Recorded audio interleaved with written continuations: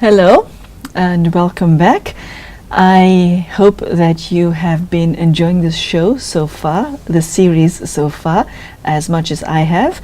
Sister Denise has taken us through the beginning of chapter 2, where we looked at how the conversation ensues between Sri Krishna and Arjuna.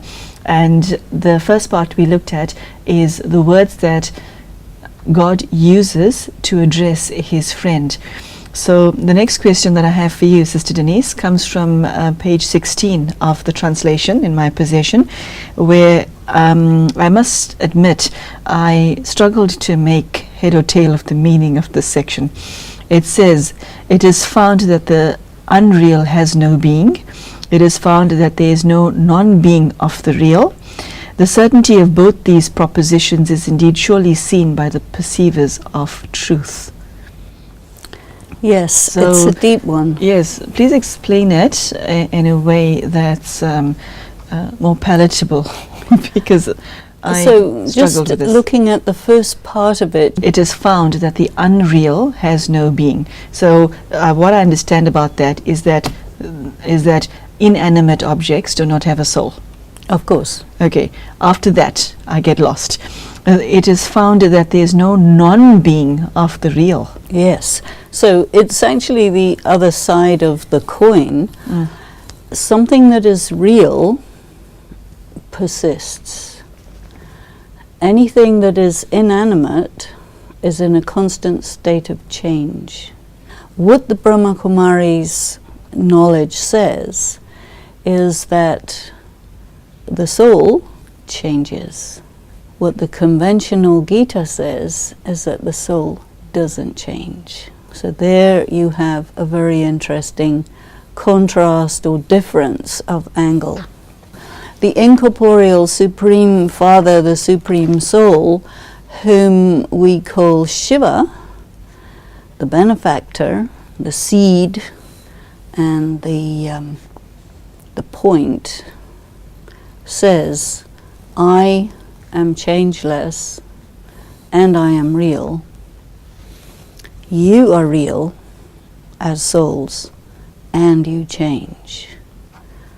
Objects are real without having consciousness and they change, because anything that is matter is constantly changing, coming into being, persisting for a while, and then falling apart, and then reforming itself as some other object. But the matter itself remains permanent, and it does not have consciousness. In conventional interpretations, it will be said that the soul doesn't change, because if it changes, it cannot fit in the criteria of anything real has being. So anything unreal doesn't have being. But actually, it's not quite like that.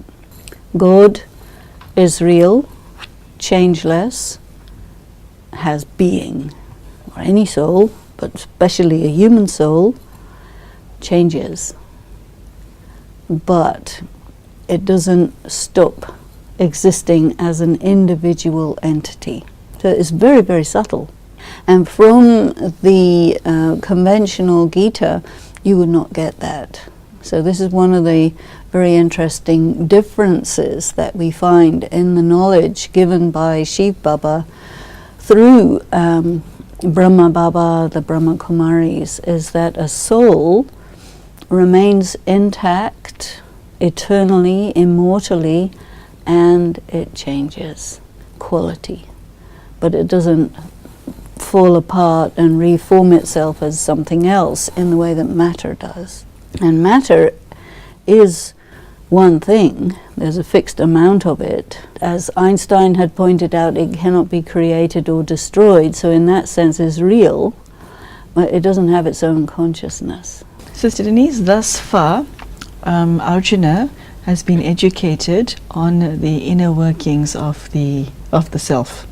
Is the war that he is about to engage in, is he fighting bodies or is he fighting souls? It's a bit not quite like that. he has to go through the motions of fighting that which cannot be fought. You have to expand on that answer. You have to fight what your perceptions are presenting to you by challenging its validity and its veracity. What Arjuna has to do is deal with his attachment to those souls whom he perceives to be blood relatives, because actually a soul cannot be a blood relative, as the soul doesn't have any blood. But the soul in the body becomes part of a family that's connected by blood. And blood is very powerful because it contains this vector, if you will, of attachment. The teachings that we receive in Brahma Kumaris says that you need to get beyond the consciousness of the body and attachment to bodily relatives and bodily cultures, because we have a very deep connection to our culture. So a person's sense of identity comes from their blood relatives and their culture, whereas the knowledge of the Gita says that that is actually not as real as you think. And if you want to be working with what's really, really real, the most real thing of all is your connection to yourself and your connection to God, incorporeal supreme God. Between you and God comes your body, your bodily relations, and your bodily culture. Mm-hmm. And so what the Gita is teaching, what God is teaching, is this which is in between you and me, make it go away, destroy it. That's your enemy, fight that, because it's not real. Mm-hmm. So he's not really fighting souls, and he's not really fighting bodies, he's fighting an assumption. The assumption that your identity comes from your culture, it doesn't. You have a bodily identity, you have a bodily cultural identity, but there's a limitation. And I think God's message is get to a point where you're able to transcend these limitations, and the way you do that is to establish yourself in direct communion between the soul, discarnate soul, and the discarnate supreme soul. And that connection is called Raj Yoga. Okay, so then, Sister Denise, this is all brought together on page 18, where it is said, these bodies are inhabited by the eternal, the indestructible, the immeasurable embodied self, are said to come to an end, therefore fight, Arjuna. There's a lot of emphasis on this. We see that the Supreme Soul is not only telling Arjuna that he should fight, but why he should fight. Yes. The knowledge is expanding. You see, it's difficult for people to reconcile because they're assuming things on a physical level. All the weapons that is shown in the depictions and so on, the assumption that people make is that Krishna is getting Arjuna to kill people, even though it is said repeatedly that you cannot kill the soul. But when people are body conscious, then killing involves the body. What it's saying is you have to kill the fact that what you perceive is real, because what you're perceiving isn't real. And the only way that you can actually prove that is by destroying it. But you don't destroy it as a human body or a human object, but you destroy your attachment to it.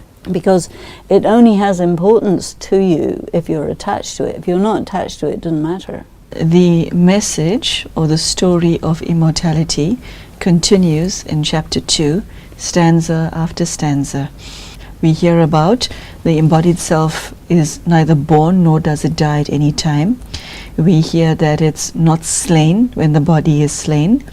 We hear that it is indestructible, birthless, imperishable.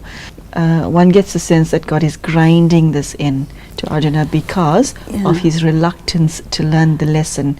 Why don't we want to know this, Sister Denise? Why is there resistance to the truth? We crave it. When you get it, you think, come back tomorrow. This is the wonder. We want truth, but when we get it, we hate it. Truth is not pleasant. It is disturbing to a person. You see, and yes, I think you disturbed a lot of people with your answers just now. But the brave ones are still watching you. So all right. Yes. No, but the thing is this: Krishna is saying to Arjuna, you must kill, because until you actually do the act of being willing to kill and get past that resistance, you cannot get a visceral experience of the fact that you cannot kill a soul. You see, because what he's doing is he's avoiding killing, which is not much better than killing. In the sense, how do you get to that conclusion? Well, if you don't want to kill, it means that you believe that you can kill. And so you don't want to kill because you say, well, if I kill, then this person will die. And he's saying, no, the body will die, but the person won't. And what he's saying is, I don't want to kill the person. So what Krishna's doing is really distinguishing between the body, which is given life by the presence of the person, the soul, and then the soul. If you remove the body from the soul will just reincarnate, get another one. From many angles, the whole business of military activity is pointless, because as soon as you kill somebody, they'll reincarnate. And the very strange thing that we see in war is you get killing and you also get raping together, because the souls who have been summarily taken out of their bodies have to have somewhere to go. So they'll have to reincarnate in the one that you just raped. And the cycle goes on and on and on and on, you see. And that is something too horrible for people to contemplate. But yet the Gita is raising the subject and saying, look, kill means kill your perception that you can kill. And the only way that you can do that is by going through the motions. This is what is being said all the time, that you cannot get it by just hearing about it. You have to actually act on it. You have to actually do it. Without that, it will not penetrate your consciousness that you are immortal, everybody else is immortal, you see. So this is the barrier that the Gita is trying to get everyone across. It's a very difficult one, because as a body-conscious human being, if you kill someone, it's murder. If you kill yourself, it's suicide. That's also a sin, you know, and it's very clearly said, murder is a sin, suicide is a sin. And so then here is God himself saying you have to do this because you can't do it. You know, it's so difficult for people to figure it out until you understand that it's that your perception is deceiving you or deluding you. It is not possible to put an end to the existence of a soul. And when you get to the end of the Gita, this is really what Arjuna finally gets, is, oh, I understand.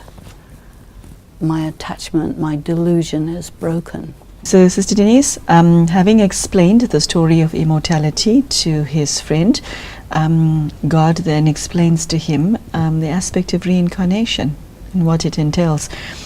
page 22, as after casting away worn-out garments, a man later takes on new ones. So after casting away worn-out bodies, the embodied self encounters other new ones. Explain reincarnation as is described on page 22 to us.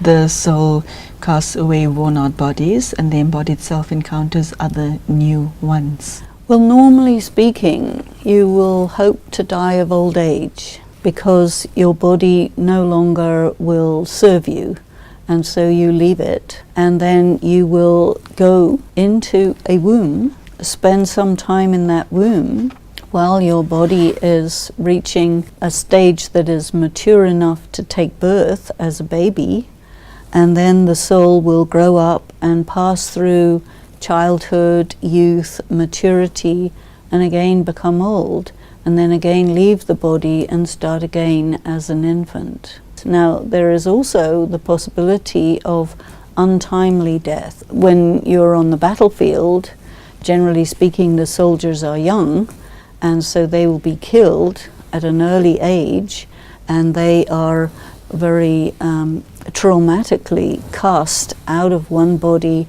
and then into another body. And so this is where you have the impact of trauma mixed into other aspects of karma, which makes the whole issue of battle and war such a terrible thing, because so many people are killed. You know, in the Second World War, 67 million people were killed, and all traumatically. Yes. And so this aspect of violence makes death abnormal from normal. And there's an impact on the soul, a big impact on the soul. And so where Krishna is saying to Arjuna, you have to do this abnormal thing, so obviously he's going to be very hesitant. And so God is telling him, look, if somebody dies of old age, or if they die of any other thing, whether it's a timely moment or an untimely moment, it's still the same thing. The soul cannot be killed, and the body can. But then there's a big impact in terms of the karma and the psychology of the person. Sister Denise, page 28 struck me because the wording that's used is pretty interesting, thought-provoking. Beings are such that their beginnings are unmanifest, their middles are manifest, and their ends are unmanifest again. What complaint can there be over this? Before we get to the complaint part, how do you understand unmanifest and manifest? What we learn in Brahma Kumaris is this, which I think is not generally known. That is that the soul retains its identity, whether in a body or not. So there is a period of time, which you can call the beginning, where a soul is in what we call the realm of souls, which is a very different dimension from the material world that we live in, the planet Earth, the universe, and all that. So there is a world which is also known as nirvana, all known as the soul world. We call it the soul world, where souls are like seeds. And then when their time comes, they come onto the earth and they begin their course of reincarnations. And some souls are more time, some souls are less time. It's all very individual. But when a soul has completed the course of reincarnations, they return to that which is described as unmanifest. So you're manifest when you're in a body, and whatever are the sanskaras contained in the soul, that is expressed through the body. And so in order for a person to understand themselves fully and completely, you have to be able to consider yourself to be a soul who isn't manifest through a body, but who still exists in the seed form. So in the seed form you're not doing anything, but you do exist individually. like any seed. Without a body. Without a body, yes. Okay. So God is also without a body, but it's different. Because a human soul without a body is merged, unmanifest, you can say. God can remain aware without having a body. So nirvana means the world without sound, not even the sound of a thought. So when a soul is thinking, is active, is manifest. And in order to be thinking, you need a brain. You have to have a body. Page 29 grabbed my attention because you addressed it earlier. Someone perceives this as a wonder, another declares this as a wonder, still another hears of this as a wonder, but even having heard of this, no one knows it. So, what is it that caused this mega block? And the reason I'm asking this question, Sister Denise, is this scripture has been in existence for thousands of years. There are millions of people across the globe who read it daily. You know, every person has a mind, has a power of intelligence, has their individuality, but everyone is very different. So if I'm reading a scripture and interpreting it the way I do, it's unlikely to be the same as another person. It seems to me that what the Gita is saying here is that there are some souls who are naturally able to apprehend God. Oh, that is a beautiful expression. Apprehend God. Then there's other souls. Does that mean to hold God in your mind? Yeah, you can perceive God. You can commune with God. These are the mystics. There's not very many of them. And they are found in all the different religions, you know. And they're different. They're not regular people. There's something extraordinary. It's a phenomenon. That's why it's called a wonder. Then there's a lot of other people who, you know, they appreciate the poetry, you know, and they kind of get a feel for it, but they can't get it. And then there's others who say, yeah, there are some people who talk about it, but we don't know what it is. I do, however, differ with the conventional Gita in that I do believe that those few souls who are able to apprehend God and who are able to commune with God and communicate with God, they can know God. A lot of people aspire to be that. But in many ways, you know, if you think about it, you don't know who you are. And it's only once you start to have yoga, which means you start the process of communing with God, making connection, then you start to fill with the qualities of God. It's only then that you begin to realize whether you're a high capacity soul or middle capacity soul or low capacity soul or whatever. And I think really the high capacity souls may be unexpected or maybe discover themselves that, oh my goodness, maybe I'm a high capacity soul, let's see how far I can take this, and actually are able to go so close to God that they would be in that category. But it's so unspoken. I think that somebody who's doing that's not going to tell anybody because it's so private. You know, and I think that a soul of that caliber is capable of founding a religion. There's very, very few people like that, but there's a lot of people who get that there is such a thing, and who see people, you know, going in that direction or being connected, and they appreciate it and they recognize that it is there, but they themselves can't go there. So this is really what the Gita is saying, is that people are really, they're all spiritual beings, but they're very different. And there's a hierarchy actually of souls. And when souls are depleted, this is also something that we are very aware about in Brahma Kumaris, when everybody's depleted, everyone looks equally kind of empty, spiritually empty.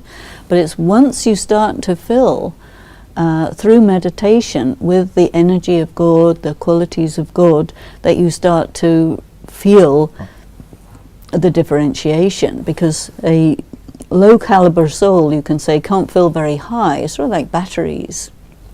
You can recharge a battery only up to the capacity of that battery. But if it's a high capacity battery, it'll just keep on taking charge until it reaches its limit. And so this is really how we can sort of appreciate the differences in the souls. Okay, Sister Denise, we'll pause there for now. Thank you, and thank you very much. So there you have it. Sister Denise has shared what is meant in the first few stanzas of chapter 2 in the Bhagavad Gita. She has shared what is meant by the story of immortality. Sister Denise has shared what reincarnation is, what it means to take on another body, what it means to understand one is a soul, and also once the soul has received this understanding, what we do with it. Some accept it and change, and others don't. And Sister Denise had made no illusion about the fact that this is difficult to comprehend and even more difficult to become. So I hope that you were able to grasp the full extent of what Sister Denise was sharing, and I also hope to see you for our next episode. Thank you so much for joining us, and goodbye.